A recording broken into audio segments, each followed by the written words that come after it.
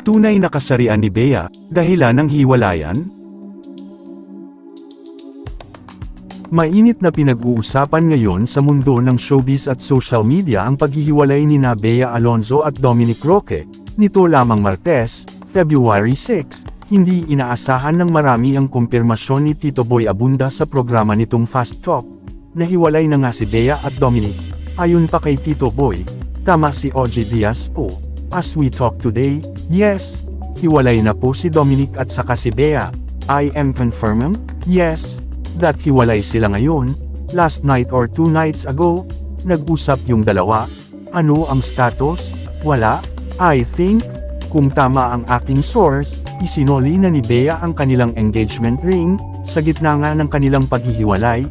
Isang kontrobersyal na balita nga ang lumutang, na may kaugnayan sa tunay na kasarian umano ng kapuso actress. Una itong umalangaw-ngaw sa kainitan pa ng usap-usapan na hiwalay na nga sina Bea at Dominic. At wala pang kumpirmasyon mula sa King of Talk, marami kasi ang nagsasabi na si Bea raw ang problema kaya naghiwalay sila ni Dominic. Ngunit batay sa aming pananaliksik, matagal na palang umiikot ang bulong-bulungan na ito tungkol kay Bea. Sa katunayan unang lumabas ang isyo noon pang 2006, minsan na ring naging isang malaking balita sa bansa ang tungkol dito. Dahil sa isang trahedya na nangyari, matapos ngang pumutok ang balitang nagkakalabuan na sina Bea at Dominic.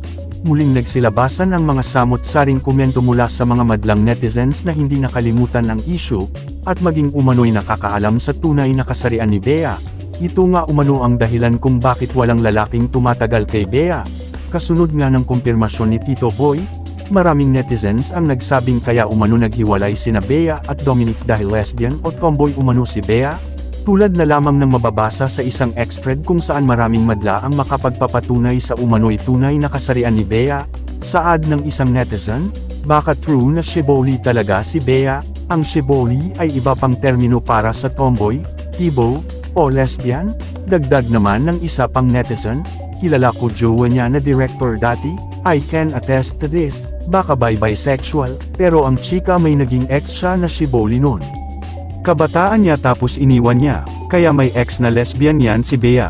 So, baka iba ang hinahanap niya. True, I can also attest to this. Sa ulat ng yumaong showbiz columnist na si Ricky Lo noong 2006, mababasa ang pagkakalink ni Bea sa pagkamatay ng isang babaeng ABS-CBN assistant director na hindi na nila pinangalanan. Kasalukuyang tikom ang bibig ni Bea sa isyong ito.